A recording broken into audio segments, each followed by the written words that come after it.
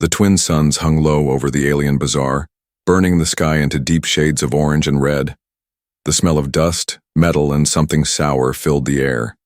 Strange creatures moved through the crowded paths, some walking, some floating, and others slithering across the dirty ground.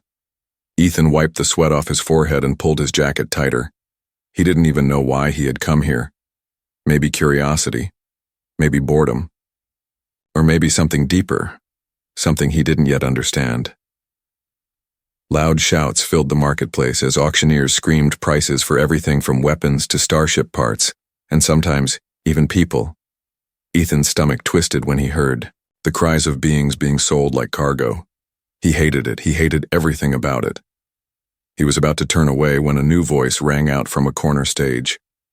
Next up, a rare and exotic prize, untrained, unbroken, and practically worthless. Ethan turned his head, curious despite himself. On the raised metal platform stood a thin, delicate figure, a girl, or something close to it. Her skin shimmered faintly under the harsh lights, a soft, bluish-silver glow that didn't belong to any race Ethan recognized. Long white hair framed her face, and strange silver bands wrapped around her wrists and ankles, glowing faintly. Unlike the other captives, she wasn't crying. She wasn't trembling. She was smiling. The auctioneer, a fat alien with yellow eyes and slimy skin, laughed harshly. "Look at her, broken mind, useless for labor, useless for pleasure. Starting bid, 10 credits. The crowd laughed. Some threw insults, others looked away in disgust. Ethan's heart beat faster. There was something wrong about this, something he couldn't explain. The girl's calm eyes, her tiny, secret smile. It was as if she knew something no one else did. The auctioneer banged a metal rod on the platform. 10 credits, anyone? 5 credits, come on. She eats and breathes, costs more to keep her alive. Still no one raised a hand. Ethan felt an invisible pull, like an invisible thread was tugging at his chest. He looked at the girl again. She wasn't begging for help. She wasn't pleading, she just stood there as if she was waiting for him. Before he realized what he was doing, Ethan raised his hand. "I'll take her," he said loudly. The crowd fell silent. 100 alien eyes turned to stare at him. The auctioneer blinked. "You human? You sure? No refunds?" Ethan nodded, even as doubt crept into his mind. "I'm sure." The auctioneer shrugged and barked orders. A thick alien guard shoved the girl forward, unhooking the chain around her neck. She stumbled once, then quickly straightened, brushing dust off her thin dress. She walked toward Ethan with quiet, graceful steps. When she stood in front of him, she tilted her head, studying him with strange silver eyes. Then she smiled again, a smile so genuine and peaceful that Ethan felt his doubts wash away like dust in the wind. "Yours now," the auctioneer sneered, counting the credits. "Good luck. You'll need it." Ethan didn't answer. He didn't even notice the stares as he led the girl away from the auction grounds. He could feel the weight of eyes on his back, mocking, judging, warning. He knew he had done something foolish. He knew there was more to this than he understood. Once they were away from the crowd, Ethan finally stopped in a quiet alley between 2 rusted cargo ships. The girl stood calmly beside him, waiting. He rubbed the back of his neck awkwardly. Look, I don't know how this usually goes, but you're free now, okay? I'm not going to hurt you, you can do whatever you want." For a moment, she just stared at him, silent. Then, to his shock, she stepped closer and took his hand gently in both of hers. Her touch was warm, her small, fingers delicate but firm. "I choose to stay," she said softly, in clear but strangely accented English. Ethan blinked. You understand me?" She smiled again, her eyes shining like twin moons. "I understand you better than anyone else here." The weight of her words hung in the air. Ethan felt a chill run down his spine, not from fear, but from something deeper. Destiny. Fate. He didn't believe in those things, or at least he didn't used to. But tonight, under the alien stars, he started to wonder. The night sky over the alien bazaar shimmered with twin moons, painting the dusty alleys in silver blue light. Ethan led the strange girl, Lyra, she had quietly told him her name, toward the small ship he had rented outside the market grounds. Every few steps. He glanced sideways at her, expecting her to run or fall behind. But she stayed close, moving silently beside him, her bare feet barely making a sound on the metal streets. Ethan couldn't stop thinking about her words. I choose to stay. Why? He had paid almost nothing for her. She could have escaped. She could have begged someone else for help. Instead, she clung to him as if he was her safe harbor in a sea of monsters. Finally, they reached his old, beat-up ship, a small freighter barely held together with rusty panels and cheap repairs, not exactly a royal palace. Ethan sighed and keyed open the hatch. It's not much, he muttered, stepping inside. But it's safe. Lyra followed him in, her silver eyes studying everything with quiet wonder. When the door sealed shut behind them, Ethan turned to her awkwardly. You can have the bunk, he said, pointing to the small sleeping area. I'll sleep in the cockpit. There's food in the storage unit if you're hungry. He expected her to nod shyly and retreat to a corner. Maybe cry once she realized she was truly alone. Maybe act scared or helpless. That's what he was ready for. But instead, Lyra smiled brightly and crossed the space between them in 2 quick steps. Before Ethan could react, she grabbed his jacket with surprising strength and pulled him gently down to her level. She stared straight into his eyes, her voice soft but full of strange certainty. Can I stay near you tonight? Ethan froze. His brain struggled to catch up. I mean, you can do whatever you want, he stammered, feeling his face heat up. You're free, remember? She tilted her head, puzzled. Then I choose to stay close. Without waiting for permission, she sat cross-legged on the floor next to his chair and leaned her head lightly against his leg, closing her eyes with a peaceful sigh. Ethan sat there stunned. This wasn't fear. This wasn't obedience. It was something else, something warmer, deeper. He shifted uncomfortably. You don't have to. You can take the bed, you know. Lyra shook her head without opening her eyes. You are warm. You are safe. I will rest here. Outside, the cold winds howled through the empty spaceports. Inside, the little ship felt strangely alive, filled with a new kind of warmth Ethan hadn't felt in years. He watched her breathing slow into the gentle rhythm of sleep, and an odd thought crossed his mind. Maybe he hadn't saved her. Maybe she had saved him. But before he could chase that thought further, a soft knock came from outside the ship, sharp, urgent. Ethan's heart skipped a beat. At this hour, in this place, he gently moved Lyra's head from his lap onto a soft blanket and stood up, reaching quietly for his sidearm. His fingers tightened around the weapon. Another knock, louder this time. Through the small viewing window, Ethan saw 2 shadowy figures standing outside, cloaked, faces hidden, the same traders from the auction, and they weren't knocking for friendly conversation. Ethan's mind raced. He had bought something tonight, something far more valuable than he had realized, and now someone wanted her back. The next morning, the sun rose like a burning coin over the alien bazaar. Ethan barely slept, his mind racing with questions. Lyra slept peacefully by the cockpit door, completely trusting him, something that made his chest tighten strangely. But now they needed supplies. Food, water, maybe a better map to get them far from this place. Ethan tucked his weapon inside his jacket and looked down at Lyra. Stay close to me, he said softly. She simply nodded, her silver eyes calm and steady. As they entered the bustling marketplace, the air buzzed with noise and thick smells of alien spices. Traders shouted over each other, selling everything from weapon parts to strange glowing fruits. Ethan kept his head low, steering Lyra through the crowd. But he noticed it almost immediately. Whispers. First, just 1 or 2 heads turning.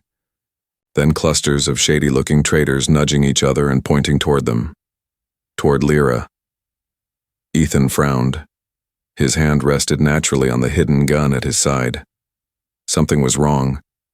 At a fruit stand, a short, wrinkled alien with deep black eyes leaned closer and hissed in a rough voice, "Sell her back, human, before it's too late." Ethan stiffened. "What do you mean?"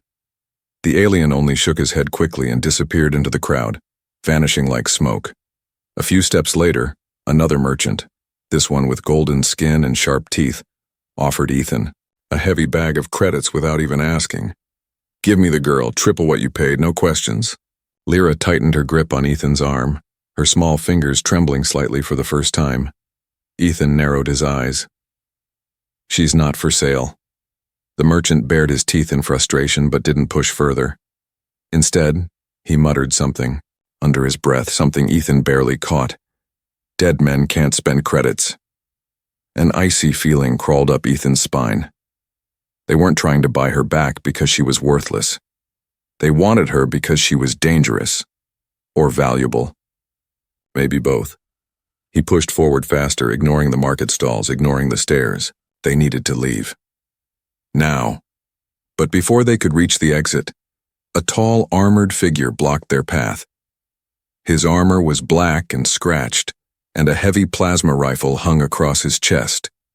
He looked down at Ethan with cold, glowing red eyes. "You took what doesn't belong to you," the soldier growled. Around them, the marketplace grew quieter. Traders backed away, pretending not to watch but clearly listening. Ethan straightened his shoulders, hiding his fear. "I paid for her legally."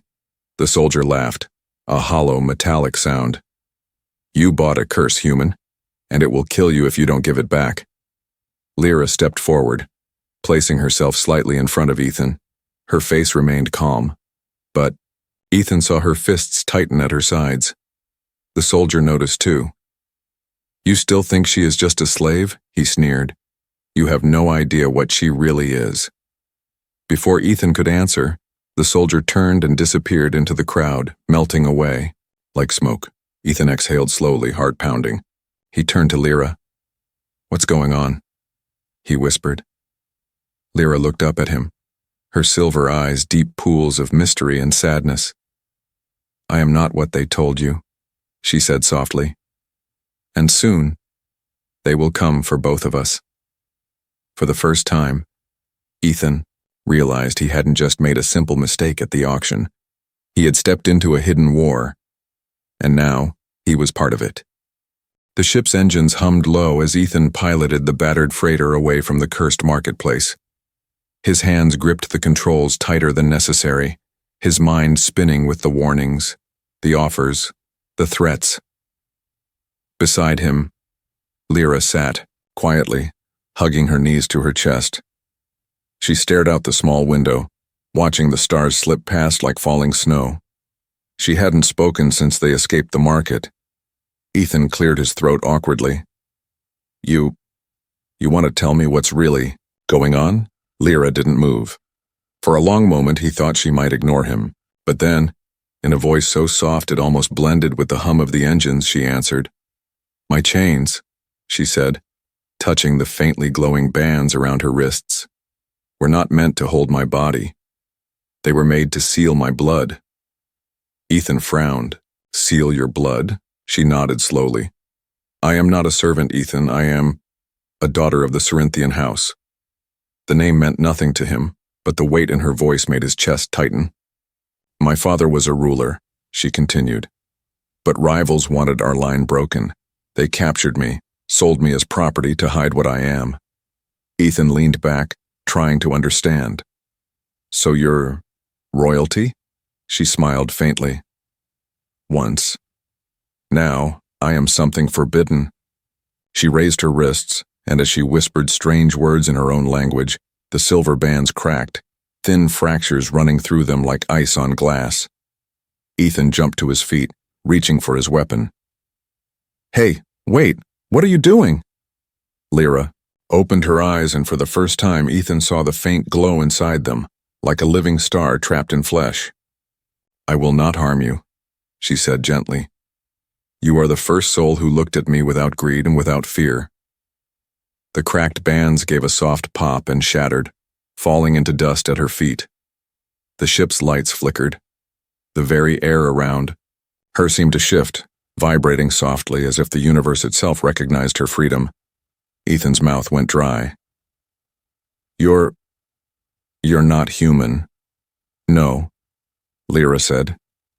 "And yet, you are the only being who made me feel human." She stood up, her long hair floating slightly in the odd energy she gave off. "I am bound to you now. By choice. By ancient law." Ethan stared at her, stunned. "Bound? Like, how?" She smiled. A sad, beautiful smile that broke his heart a little. "In my people's tradition, the one who frees a chained heir becomes their protector, their partner."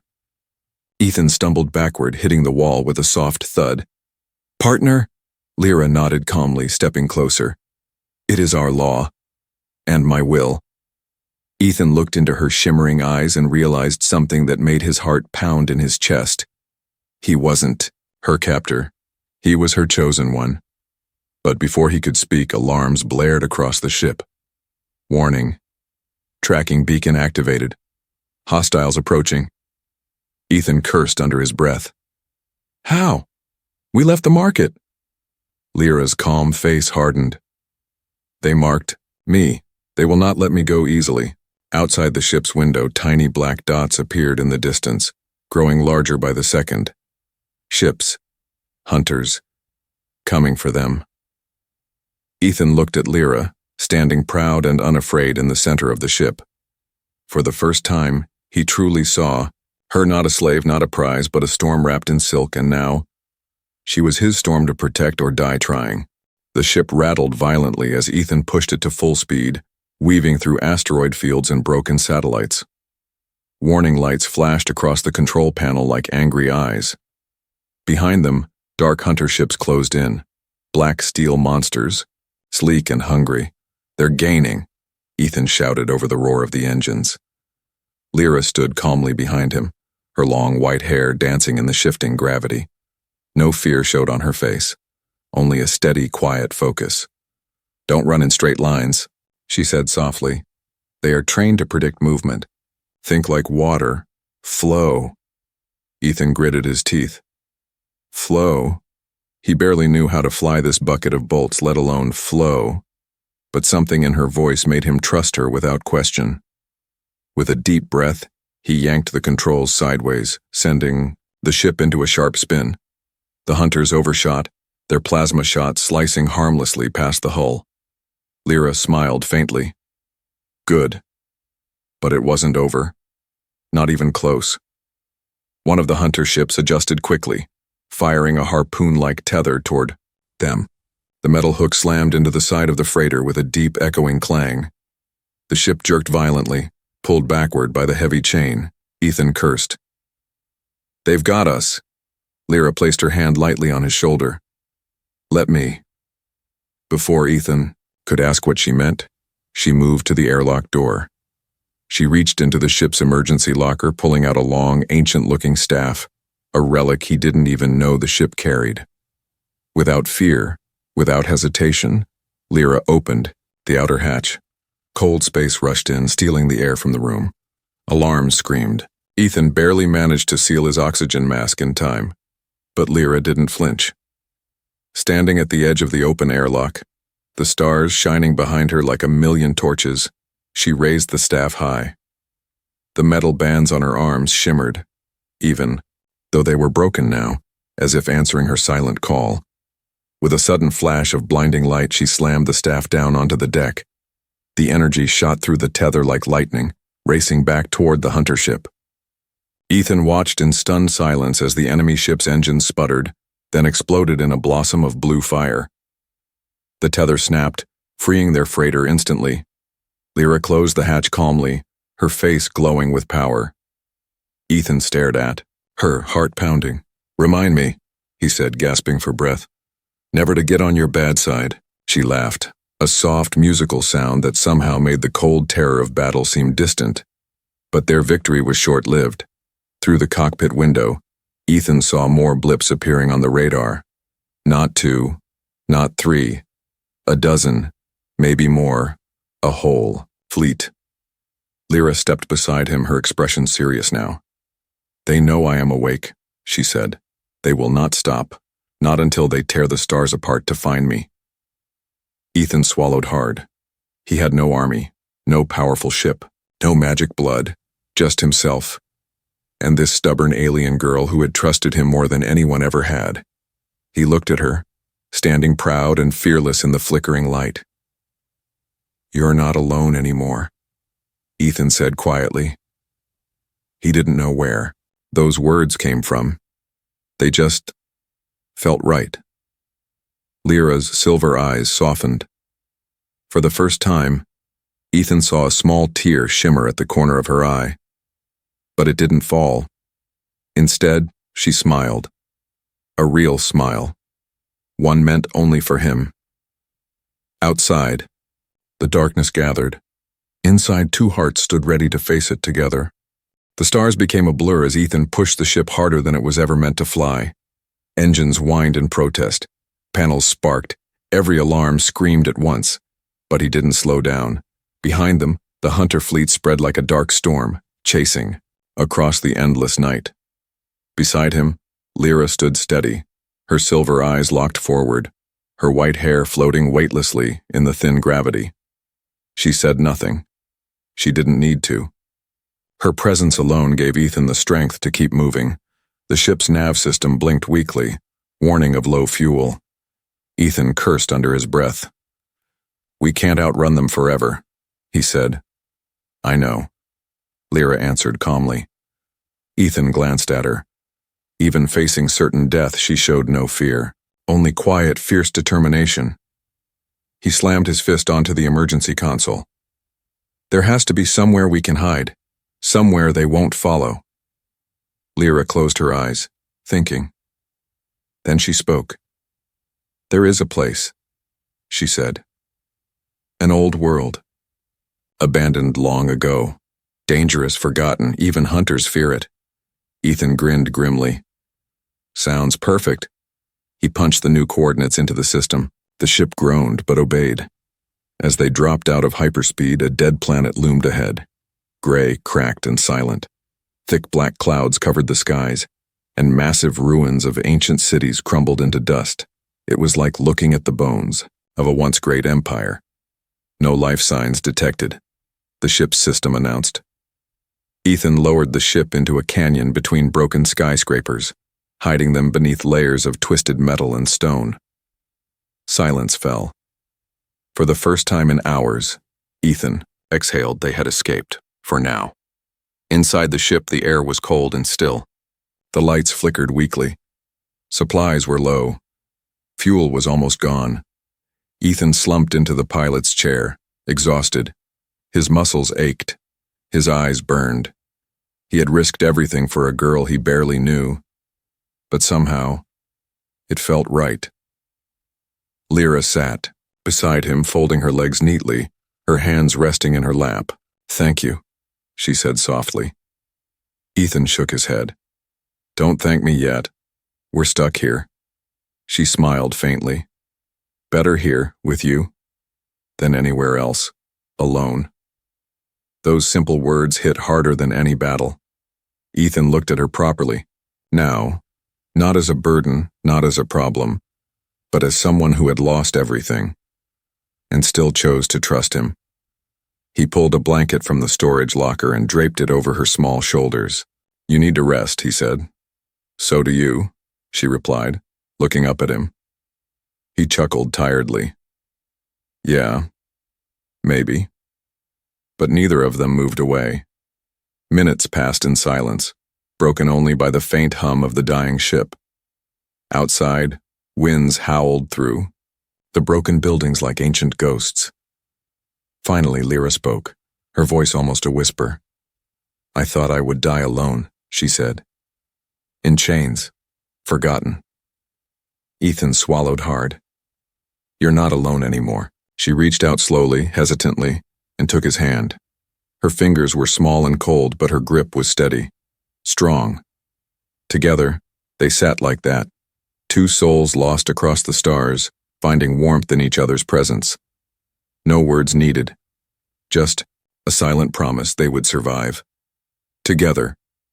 Outside, unseen in the darkness, the hunter ships prowled the skies searching. But for now, Ethan and Lyra had a small, fragile peace, a breath of hope, in a broken world. The abandoned planet groaned under heavy winds as Ethan and Lyra prepared for what could be their last stand. The old freighter sat hidden deep in the ruins, half broken, running only on emergency power.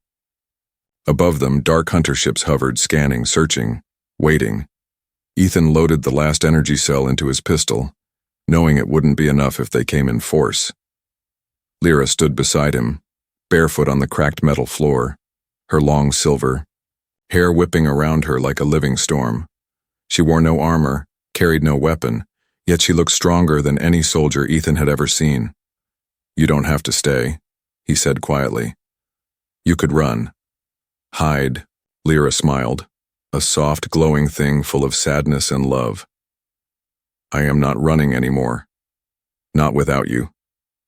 Outside, the skies cracked open as hunter dropships descended like black meteors. Ethan tightened his grip on his weapon. This was it. But before he could step out to face them, Lyra touched his shoulder gently. "There is one last thing I can do," she said. He turned to her, confused. Her silver eyes shimmered like twin stars. "My people," she whispered, "forgot the old ways. They forgot that true power is choice. And I choose you." She raised both hands, and the broken metal ground trembled beneath their feet. A deep, golden light rose from her skin, filling the ship, the canyon, the ruined city. Above them, the hunter ships faltered, hesitating, sensors screaming as ancient signals woke from the dust. From the shattered towers, other lights blinked on, hidden beacons, left by the lost empire of her ancestors. A deep voice, not human, echoed across the sky, a royal command, ancient and unbroken. "The air lives. All who harm her shall fall." The hunters panicked, breaking formation, scattering like frightened insects. Some fired blindly into the ruins. Some fled outright, engines screaming in terror. Ethan shielded his eyes from the brilliant light, heart hammering in awe. When he looked again, the hunters were gone. Only silence remained. The world itself seemed to breathe again, as if waking from a long nightmare. Ethan turned toward Lyra, his heart heavy with wonder, with something deeper than words. She stood in the center of it all, smiling at him, not as a slave, not even as a queen, but as his. Weakly, he stepped forward. How did you do that?" Lyra chuckled softly, tired but happy. "I didn't," she said. "We did." She stumbled slightly, drained by the power she had unleashed. Ethan caught her easily, holding her close. Her head rested against his chest, and for a long time, neither spoke. No chains, no fear, only the sound of two hearts beating in the ruins, of forgotten stars. Later, when they finally repaired the ship and left the dead world behind, word of what happened would spread across the galaxies. Songs would be sung, empires would tremble, and always at the heart of those stories would be a simple truth. It wasn't armies or weapons that saved the last heir of Cerinthia. It was a human's kindness. It was a bond no one could break. It was a choice made freely, fiercely, forever.